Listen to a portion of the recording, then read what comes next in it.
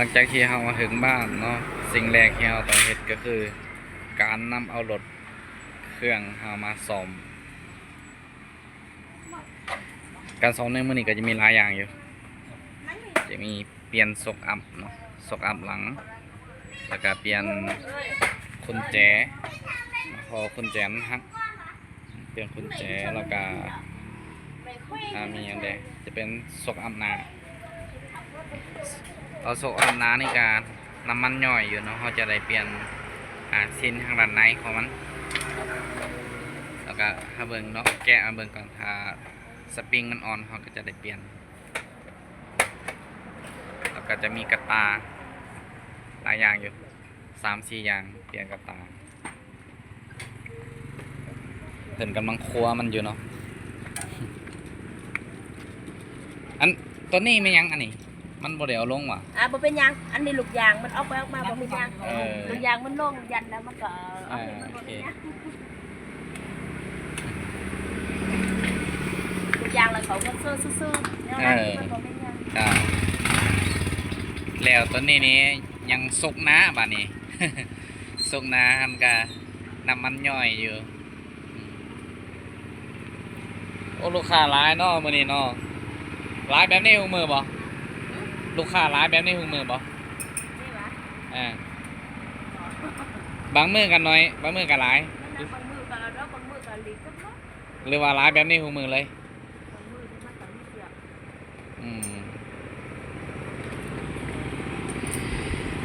อันนี้ก็เปลี่ยนโซน้อยเนาะเห็นสวยกัน2ผัวเมียจะขายอะไรแล้วก็ขายอาจจะเป็นห้องกึ่งน้ำเนาะแบบคว้านลูกสูบคว้านอย่างเขาจะเห็นเครื่องอะไรเขาก็จะไม่หลาย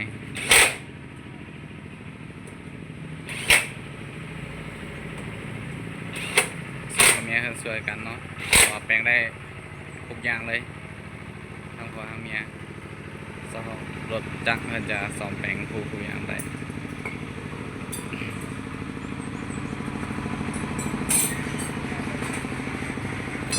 อันนั้นลูกทรายเนาะลูกทรายกำลังลินอยู่ข้างด้านใน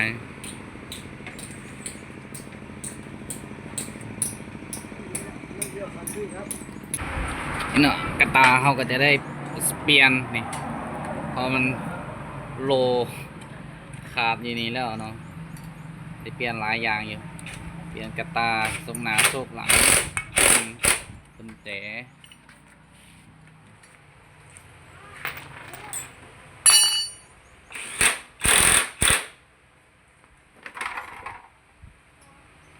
รถก็เก่าหลายแล้วโกก็แตกมาแล้วเสือกมัดขาดไปหมดนี่เนาะเครื่องอะไรเพิ่นเยอะแยะ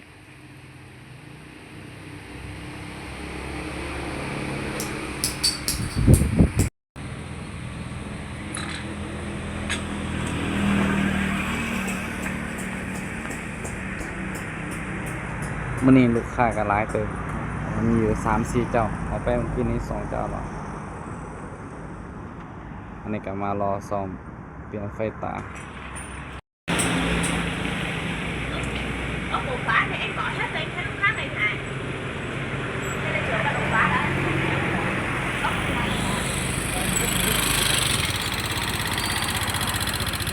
มาเถิมอีกคนเนาะ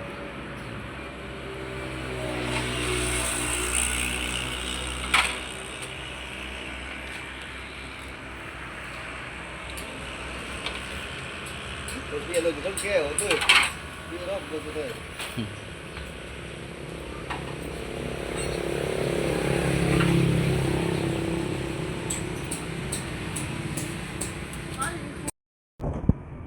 นี่ก็จะเป็นอยู่หงสาเนาะอยู่ตัวเมืองหงสามันก็จะเป็นมื้อวันอาทิตย์รถละหานะก็จะบ่หลายปานใดเพราะว่าเป็นมื้อวันหักราชการห้างบางห้างก็จะปิด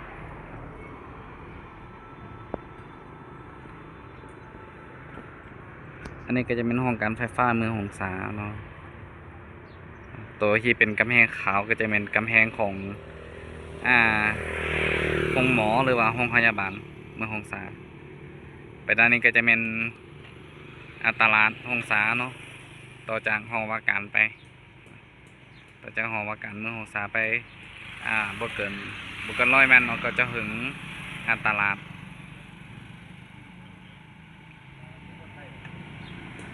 อากาศก็ร้อนอีหลีมื้อนี้แดดคือว่าเต็มฟ้าเลยบ่มีเมฆหมอกบังเลยเนาะ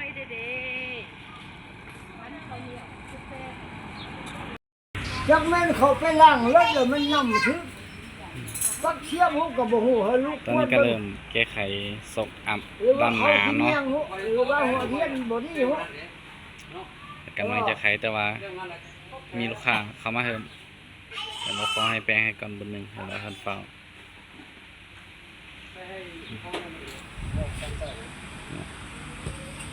พอส่งมันน้ำมันย่อยออกหมดเลยเราจะต้องไปเปลี่ยนเนาะอีเมียเธอไปซื้อปิ้งกับน้ำกาแฟมาให้กินแต่ว่ารอหาเนาะเพราะว่าลูกค้ามันหลายรถหลายเนาะแปลงพอแล้วจะเถื่ออย่ารับเพิ่นไปซื้อมาให้สู่กิน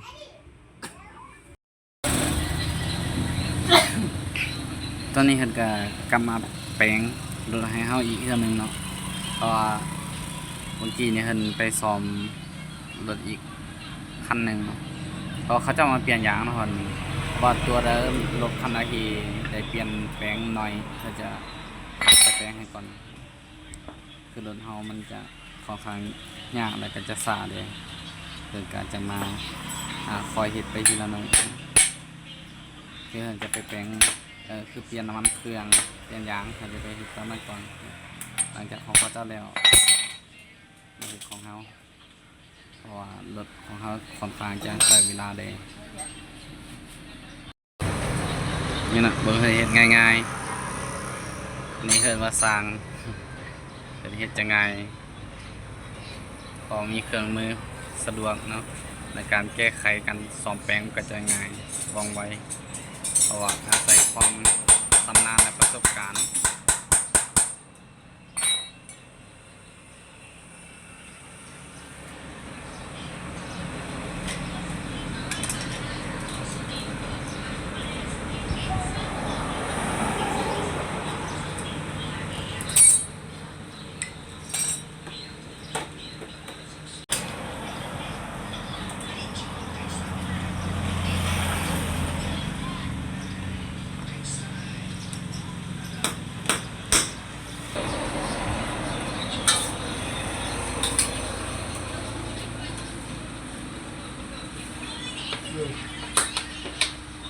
qua đăng ký là nó mời với ông bà đúng không?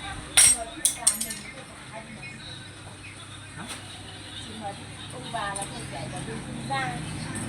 không được quen được để người ta đợi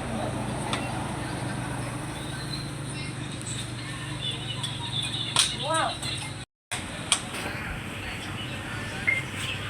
wow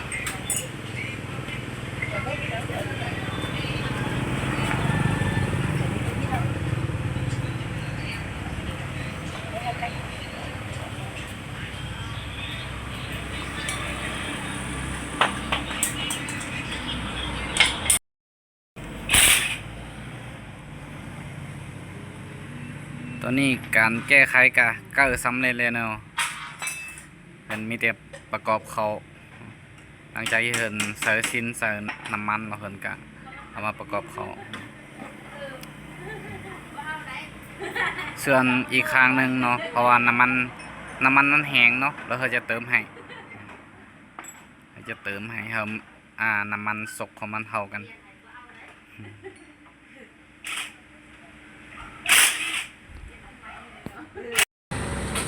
เนี่ยเพิ่นกำลังแกะออกมา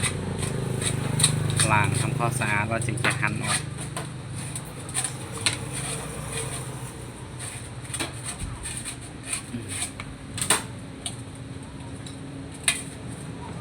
เพราะว่าเซอร์เฮา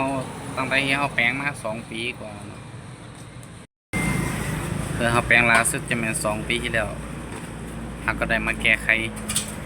อีกในครบรอบ2 ปี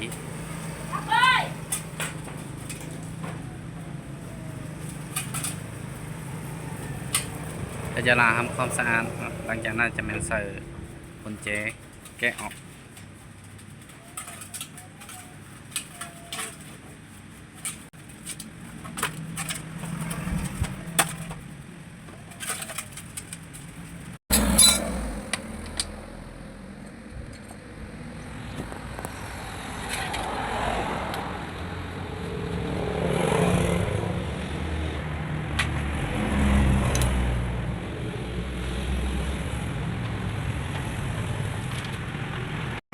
นี่เรามีเครื่องมือมีอุปกรณ์นี่เฮ็ดง่ายๆเลย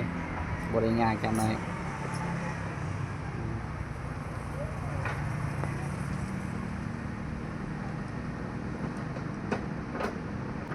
ต้องทำกินออก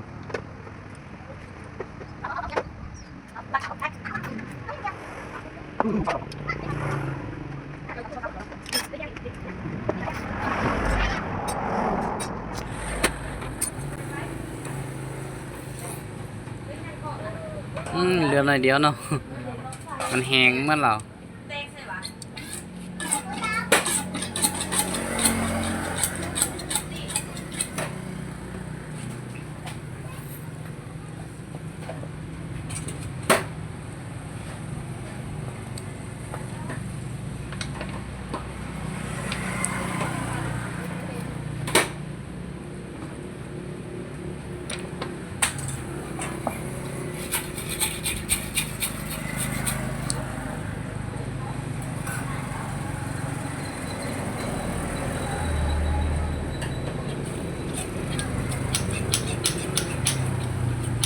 ล้างให้มันมืน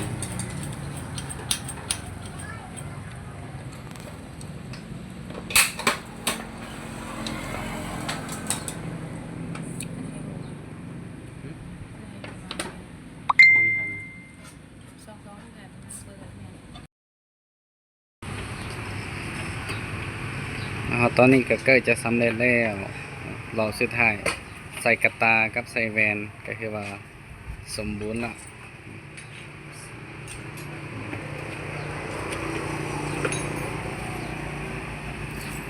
คือว่าดีไซน์กันหมดไปหลายเติบเนาะเจ้าน้อยครับมาเบิ่งบินน้ำกันว่าจะหมดไปอยู่เท่าใดค่าใช้จ่ายในการซ่อมรถในมื้อนี้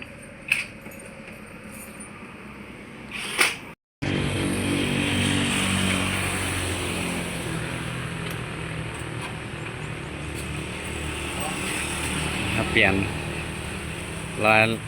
ลายยางเติมเนาะ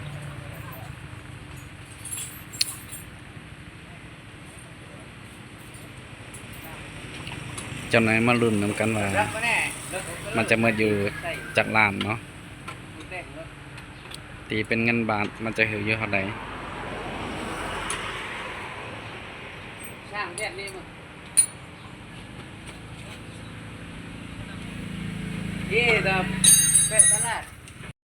ขั้นตอนสุดท้ายเนาะเฮินปัดอันบอลใส่เกียร์ให้นั่นหนึ่งเพราะว่ามันเอียงมันเอียงออกนอกมันเขาเลขยากปั๊ม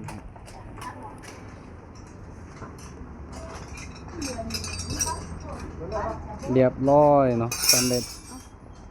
มีแต่เซ็กบินแบบนี้มาเบิ่งบินกันว่าจะถึกอยู่เท่าใด